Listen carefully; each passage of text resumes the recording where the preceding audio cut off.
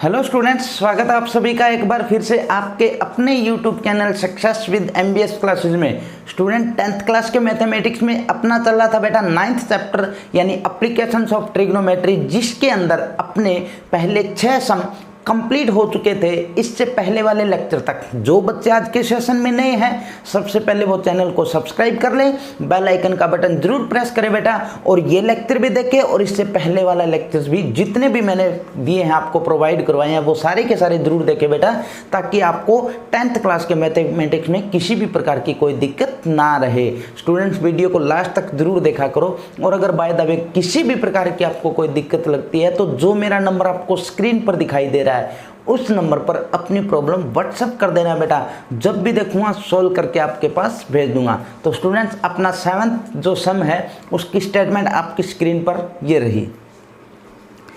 कहता है from A point on the ground the angle of elevation of the bottom and the top of A transmission tower fixed at the top of a 20-meter high building are 45 degree and 60 degree respectively. Find the height of the tower. कहता है कि एक ground पर किसी point से जब angle of elevation देखा गया किसका, बॉटम एंड टॉप, बॉटम और टॉप का ट्रांसमिशन टावर जो लगा हुआ था किस पर, fixed at the top of a 20 metre high building. कहता है कि 20 मीटर ऊंची बिल्डिंग पर एक ट्रांसमिशन टावर लगा हुआ है, और उस टावर के ऊपर क्या है, जब ग्राउंड के किसी पॉइंट से देखा गया तो उस टावर के बॉटम का और उस टावर के टॉप का जो एंगल है वो हमारे पास 45 डिग्री और 60 डिग्री है। अपने को height of the tower find करनी है, ये स्टेटमेंट में दे रखा है। तो देखिए बेटा क्या दे रखा अपने को, कहता है कि एक 20 मीटर ऊंची बिल्डिंग है, समझाएंगे बात, और इसके ऊपर मैं बिल्डिंग को थोड़ा सा बड़ा बना ले ताकि आपको पता चल जाए अलग से भी। ये बिल्डिंग है मान लो, और यहाँ से देखा जा रहा है इसके ऊपर एक टावर लगा हुआ है, ये टावर है। कहता है इस पॉइंट से bottom of the tower, bottom का मतलब बेटा नीचे वाला पॉइंट, जड़ उसकी, ठीक है।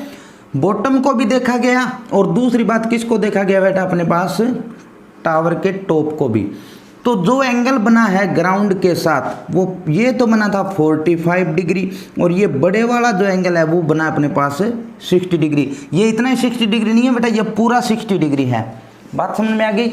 अपने को एक 20 मीटर ऊंची बिल्डिंग दे रखी थी, उसके ऊपर एक टावर लगा रखा था, उस टावर की हाइट फाइंड करनी है कब, जब किसी पॉइंट से, ग्राउंड के किसी पॉइंट से बॉटम ऑफ द टावर और टॉप ऑफ द टावर का जो एंगल है ना वो 45 डिग्री और 60 डिग्री रिस्पेक्टिवली बनता है। बिल्कुल आसान है, ध्यान से समझना बेटा। देखो अगर बाय द वे ये ऊपर वाली चीज़ ना होती, ये टावर भी ना होता और ये चीज़ भी आपके पास ना होती, फिर मैं बोलता बेटा कि इस पॉइंट से और इस पॉइंट तक का डिस्टेंस निकालो, तो आप कहते सर बिल्कुल आसानी से हम निकाल देंगे, फटाक से इसका आंसर दे देंगे, कोई दिक्कत नहीं है। ये अपने को नोन है, ये अननोन है, अननोन की वैल्यू निकालनी है तो फॉर्मूला अननोन बाय नोन, यही था। बस पहले ये चीज़ निकालेंगे। क्यों निकालेंगे बेटा, देखो अपने को एक बात का पता चल गया कि अगर बाय द वे ये टावर है और ये 60 डिग्री का एंगल बनता है, तो चाहे ये टावर इतना ऊंचा है तो भी इतनी दूरी रहेगी ना, और ये बिल्डिंग इतनी ऊंची है तो भी दूरी इतनी रहेगी, यानी दोनों की हाइट के लिए उस पॉइंट का जो डिस्टेंस है ना, कहाँ से, उस बिल्डिंग से सेम ही रहेगा। तो हम क्या करते हैं, पहले बेटा ये डिस्टेंस निकाल लेते हैं, फिर हम ऊपर वाली वैल्यू को फाइंड कर लेंगे। तो देखो यहाँ पर मैं नाम दे देता हूँ बेटा A, B, C and D। दो ट्रायंगल अपने पास, पहले हम ट्रायंगल यूज करते हैं BCD। तो इन ट्रायंगल BCD ट्रायंगल के अंदर अपने पास क्या है बेटा, गिवन क्या क्या चीज़ें हैं बेटा, गिवन अपने को दे रखा है बेटा height of the building, height of building की हाइट अपने पास कितनी है बेटा, 20 मीटर है, ठीक है। डिस्टेंस ऑफ पॉइंट अपने पास कितना दे रखा है वो अपने को नहीं पता, मान लेते हैं x मीटर है, ठीक है बेटा। अब अपने को डिस्टेंस निकालना है, तो फॉर्मूला क्या होगा बेटा, अननोन बाय नोन, यही तो था। अननोन अपने पास क्या है बेटा, सी डी को हमने क्या नाम दिया है, एक्स नाम दिया है। नोन क्या बेटा अपने पास 20 मीटर। फॉर्मूला कौन सा, पंडित बद्री प्रसाद डिवाइड बाय हर बोले, यही तो था। अब देखिए बेटा, ये तो अपने पास बेस है और ये अपने पास परपेंडिकुलर है। बेस बाय परपेंडिकुलर, ध्यान से समझना, बेस बाय परपेंडिकुलर, तो बी नीचे है पी ऊपर है, तो उसको पलट देंगे तो पी बाय बी जो होता है वो टेंजेंट होता है, लेकिन बी बाय पी क्या बन जाएगा बेटा, कोट बन जाएगा। तो अपने पास कितना आ जाएगा, इज इक्वल टू कोट, और कितने डिग्री एंगल है बेटा अपने पास, 45 डिग्री। अब देखिए x by 20 is equal to, अब कोट 45 की वैल्यू कितनी होती है बेटा, 1 होती है। Very good. तो अपने पास x की वैल्यू कितनी आ जाएगी, 20 मीटर आ जाएगी। यानी ये C से D पॉइंट है ना, वो 20 मीटर ही है। यहाँ तक किसी भी बच्चे को कोई दिक्कत हो तो कोई टेंशन नहीं लेनी, दोबारा वीडियो को बैक करके देख लेना। अगर फिर भी दिक्कत आती है तो जो मेरा नंबर आपको दिखाई दे रहा है उस पर व्हाट्सअप कर देना बेटा। अब अपने को पता चल गया ये 20 मीटर है। अब हम निकालते हैं बेटा ए बी का डिस्टेंस। अब थोड़ा सा ध्यान से समझो, मैं इसको रफ कर रहा हूँ क्योंकि सेकंड सम स्टार्ट हो चुका है इसी के अंदर। अब देखो, अब की बार क्या है बेटा, अपने को डिस्टेंस दे रखा है, डिस्टेंस ऑफ पॉइंट 20 मीटर बन गया ना, डिस्टेंस हमने निकाल दिया तो ये गिवन है। और देखो अपने को निकालना क्या बेटा, height of the tower find करना है। तो हाइट ऑफ टावर फाइंड करेंगे तो उसको हमने क्या नाम दे दिया बेटा, h मीटर नाम दे दिया। अब की बार ध्यान रखना है, इस 20 के लिए ये टोटल डिस्टेंस यूज करनी है अपने को, ये नहीं है कि ऊपर वाली अगर बाय द वे यूज करेंगे, आप बोलोगे सर हम यूज कर लें तो कोई दिक्कत नहीं है बेटा, आपकी कंफ्यूजन अभी दूर कर देता हूं। ये अपने पास राइट एंगल ट्रायंगल नहीं बनेगी, ऊपर वाले राइट एंगल ट्रायंगल नहीं बनती ना, और जब तक राइट एंगल ट्रायंगल नहीं बनती तब तक हम ट्रिग्नोमेट्रिक रेशियो का यूज नहीं कर सकते। बात समझ में आ गई। तो अपने को राइट एंगल ट्रायंगल बनानी है, तो अगर बाय द वे इसको मैं रब कर दूं तो अब देखो राइट एंगल ट्रायंगल बनी कि नहीं बनी, और ये एंगल पूरा कितना बन गया बेटा अपने पास, 60 डिग्री दे रखा था, गिवन है। बात समझ में आ गई ना। अब देखो ये हाइट अपने पास h है, थोड़ा सा ध्यान से समझना बेटा, अननोन बाय नोन। तो अननोन अब की बार बेटा h नहीं, टोटल मानेंगे 20 तो ये है ही, और h की वैल्यू हमें निकालनी है। तो अननोन है मेरे पास 20 प्लस में h, मान लो ये 10 मीटर आ जाता तो आप क्या करते, 20 और 10 30, ऐसे ही बोलते हैं ना। टोटल डिस्टेंस यहाँ से यहाँ तक की हाइट तो 30 हो जाएगी, फिर 5 आ जाता तो 25 हो जाती। बात समझ में आ गई ना।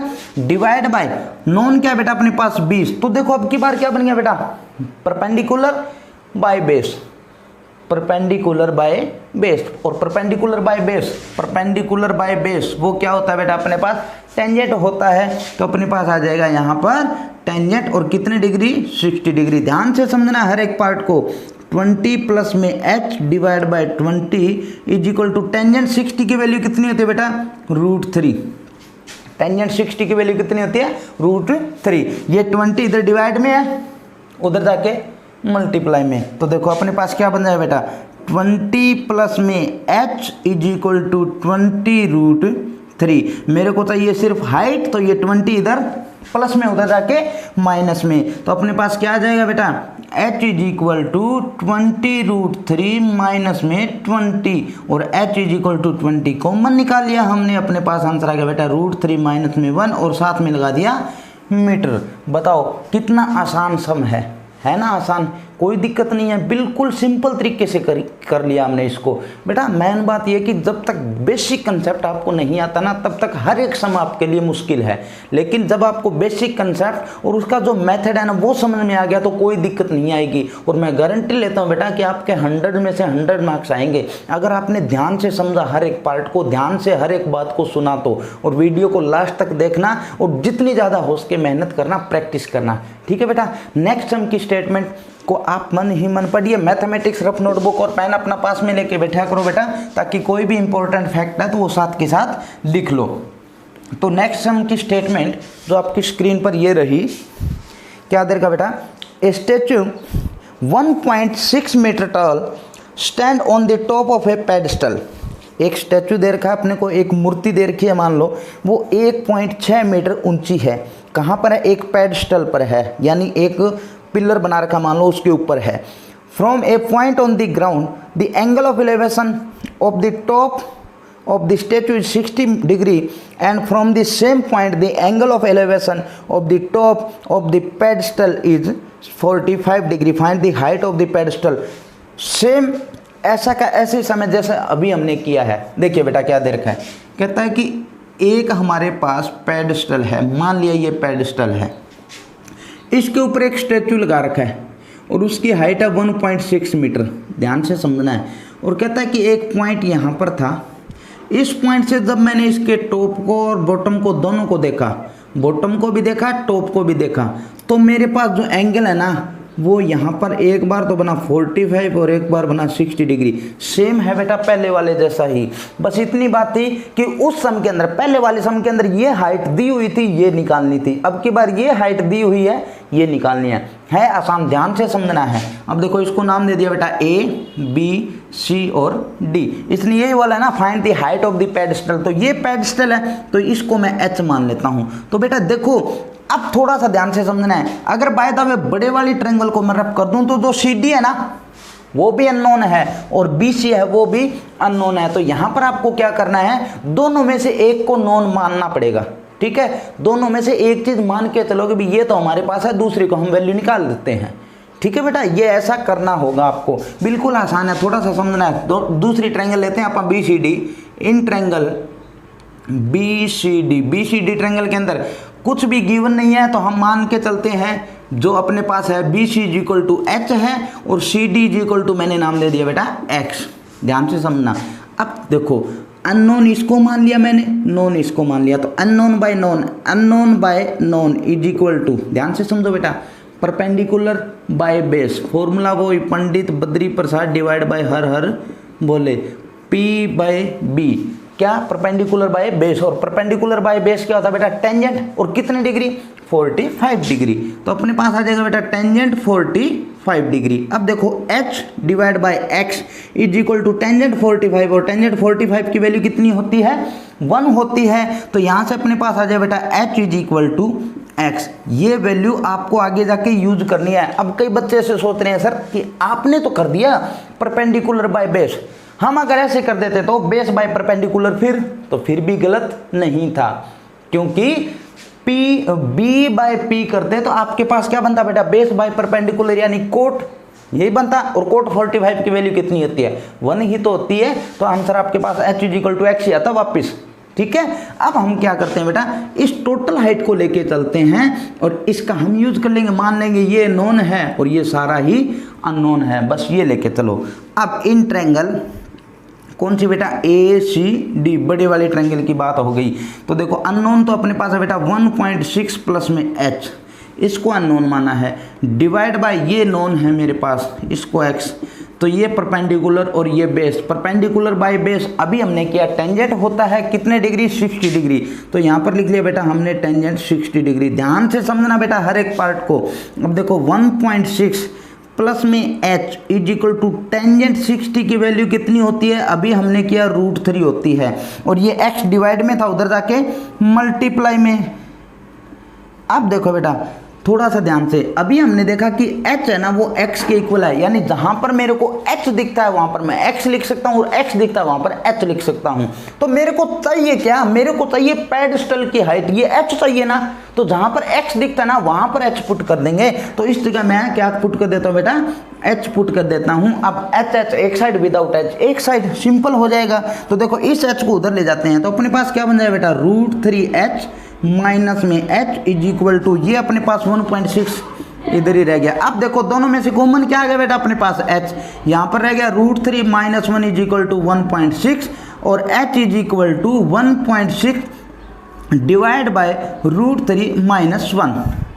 ठीक है बेटा, कोई दिक्कत नहीं। अब देखो नीचे अपने पास √3 - 1 है, इसका हम कर देते हैं रेशनलाइजेशन, और जैसे ही रेशनलाइजेशन किया तो यहाँ पर अपने पास बन गया बेटा √3 + 1 डिवाइड बाय, ये भी मल्टीप्लाई में बेटा, ठीक है, √3 +1। अब देखो इसकी तो ऊपर वाले के साथ मल्टीप्लाई, यानी अपने पास h इज इक्वल टू बन गया बेटा 1.6 इंटू में √3 प्लस में 1, ये एक पार्ट है, डिवाइड बाय। अब थोड़ा सा ध्यान से समझो, a माइनस बी और a plus B, a minus B into a plus B का फॉर्मूला क्या होता है बेटा, a square minus B square, यही होता है, वही हम यहाँ पर पुट कर देंगे। तो a स्क्वायर यानी √3 का स्क्वायर 3 माइनस में 1 का स्क्वायर 1, तो अपने पास 3 माइनस 1 कितना होगा बेटा 2, और 2 से जब इसको कैंसिल करेंगे तो h इज इक्वल टू अपने पास आ जाए बेटा 0.8 इंटू में √3 प्लस 1। ये हाइट आ गई किसकी बेटा, पेडस्टल की। बात समझ में आ गई, पेडस्टल की हाइट क्या है अपने पास 0.8 इंटू √3 प्लस 1। बिल्कुल आसान था। दोबारा देखो इसको थोड़ा सा, अपने को दे रखा था कि एक पेडस्टल है, उस पेडस्टल के ऊपर एक अपने को एक स्टैचू दे रखा है और उसकी हाइट है 1.6 मीटर। अब कहता है कि किसी पॉइंट से, ग्राउंड के किसी पॉइंट से हमने देखा कि top of the statue and bottom of the statue, यानी बॉटम का मतलब बेटा उसकी जड़ और टॉप का मतलब टॉप हो गया। अब कहता है कि बॉटम का तो 45 डिग्री का एंगल बनता है उस पॉइंट से और टॉप का बनता है 60 डिग्री। अपने को हाइट बतानी थी किसकी, पेडस्टल की, यानी जिस पिलर पर ये खड़ा था ना उसकी हाइट अपने को बतानी थी। तो हमने क्या किया, दोनों ही अननोन थे, हमने एक को नोन और एक को अननोन मान लिया। मैं ये नहीं कहता है, मैं ये कहता हूँ कि मान लिया, ऐसा हुआ। फिर हमने क्या किया बेटा, इन दोनों का यूज करके और h और x इक्वल प्रूव कर दिए, इक्वल बन गए यहाँ पर। अब ये बनने के बाद में हमने क्या किया, इसको अननोन माना, इसको नोन माना और यहाँ से इसको सोल्व किया और जब अपने पास आंसर आया तो यहाँ पर x बना था h की जगह। और अभी हमने देखा कि पहले वाले पार्ट के अंदर हमने पुट किया h is equal to x। अब कई बच्चे ऐसे सोच रहे हैं सर कि अगर बाय द वे हम ऐसे कर देते, यहाँ पर x का x रहने देते, यहाँ पर मैं x बना देता h को, तो बेटा आपका गलत नहीं होता। मैं ये नहीं कहता कि गलत हो जाता, गलत नहीं होता, लेकिन प्रोसेस थोड़ी सी लंबी हो जाती, क्योंकि मेन बात वही है ना कि कान पकड़ना ये है। अब घूम के कान ऐसे पकड़ोगे तो कान तो पकड़ा जाएगा, लेकिन थोड़ा सा डिस्टेंस भी कवर करना पड़ा है, थोड़ा दुख भी पाना पड़ा है ना। तो आपको क्या करना है, कान सही तरीके से पकड़ना है। यानी सीधी सी बात यह है कि जहां पर अपने को जो वैल्यू फाइंड करनी है अपने को वही वैल्यू पुट करनी है बस। h की वैल्यू चाहिए तो x नहीं पुट करेंगे, x की जगह h पुट करेंगे। समझ में आ गई बेटा बात, कोई दिक्कत नहीं है। अब हम चलेंगे बेटा आगे वाले सम की तरफ। ऐसे ही रोजाना 3 सम 4 सम हम कंप्लीट करेंगे और उम्मीद करता हूं कि हर एक बच्चे को बहुत ही बढ़िया ढंग से हर एक पार्ट समझ में आ रहा है और इसी तरीके से आप समझते जाओगे। नेक्स्ट क्वेश्चन की स्टेटमेंट आपकी स्क्रीन पर जो आप देख रहे हो, the angle of elevation of the top of A building from the foot of the tower is 30 degree and the angle of elevation of the top of the tower from the foot of the building is 60 degree. If the tower is 50 metre high find the height of the building. बिल्कुल आसान है बेटा, क्या बात बोली है, कहता है कि एंगल ऑफ एलिवेशन है ना किसका, टॉप ऑफ ए बिल्डिंग के टॉप का angle of elevation from the foot of the tower is 30 degree, 30 degree है फुट ऑफ द टावर से, और 60 degree top of the tower का जो एलिवेशन है वो कहाँ से, from the bottom of the building है।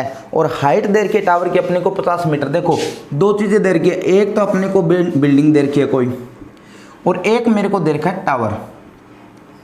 ठीक है बेटा, कहता है टावर की हाइट है ना वो 50 मीटर है, एक बात। दूसरी बात बोलता है कि टावर इसके बिल्डिंग के बॉटम से टावर के टॉप का, बिल्डिंग के बॉटम से टावर के टॉप का एंगल है ना वो 60 डिग्री है। कितनी डिग्री दे रखा बेटा अपने को, 60 डिग्री। और बॉटम ऑफ द टावर से टॉप ऑफ द बिल्डिंग का जो एंगल ऑफ एलिवेशन है बेटा वो अपने पास 30 डिग्री, यही दे रखा है। देखिए दोबारा स्क्रीन पर जो स्टेटमेंट है आपके सामने, यही चीज़ दे रखी है अपने को कि 60 डिग्री और 30 डिग्री है। अब देखो बेटा ध्यान से, अपने को कहता है कि height of the building find करो। अब आप कहोगे सर जी 50 मीटर ये है और लगभग इसके बिल्कुल सामने है तो 5-10 मीटर हम माइनस कर देते हैं, ऐसा ही सोच सकते हैं, लेकिन ऐसा नहीं करना। अपने को एग्जैक्ट वैल्यू निकालनी है। उसके लिए अपने को क्या करना है, अगर बाय द वे मैं इस चीज़ को रब कर दूं तो देखो बेटा आप फटाक से इसको निकाल दोगे। आप बोलोगे सर ये अपने पास नॉन है, ये अननोन है, ये वैल्यू हम निकाल सकते हैं, कोई दिक्कत नहीं। और ये वैल्यू निकलने के बाद में अगर मैं इस चीज़ को रब कर दूं और ये मेरे पास 30 डिग्री का एंगल आ जाए तो ये तो वैल्यू आई गई थी आपके पास 50 का यूज करके, ये वैल्यू आपको निकालनी थी बस। इतना ही तो काम करना है। तो पहले हम क्या करेंगे बेटा, बड़े वाले ट्रायंगल लेके चलेंगे। तो यहाँ पर ए, ये बी, ये सी और ये डी। तो ट्रायंगल कौन सी लेंगे हम पहले, बड़े वाली, कौन सी, बी सी डी। तो ट्रायंगल कौन सी बेटा, इन triangle B C D triangle के अंदर अननोन है मेरे पास बी सी, नोन है मेरे पाच D C, is equal to, देखो बेस बाय परपेंडिकुलर, ये 60 है बेटा यहाँ पर, ठीक है। P B P divide by H H B, Pandit Badri Prasad divide by हर हर बोले। तो अपने पास बेस है, ये परपेंडिकुलर है, base by perpendicular. Base by perpendicular क्या होता है बेटा, कोट कितने डिग्री, 60 डिग्री। तो अपने पास आ गया बेटा कोट 60 डिग्री। बीसी अपने को निकालना है, डीसी अपने को दे रखा है, इज इक्वल टू कोट 60। और कोट 60 की वैल्यू होती है बेटा 1/√3। कितनी होती है, 1/√3। तो BC इज इक्वल टू ये 50, उधर जाके मल्टीप्लाई में, तो अपने पास आ गया बेटा 50 डिवाइड बाय √3।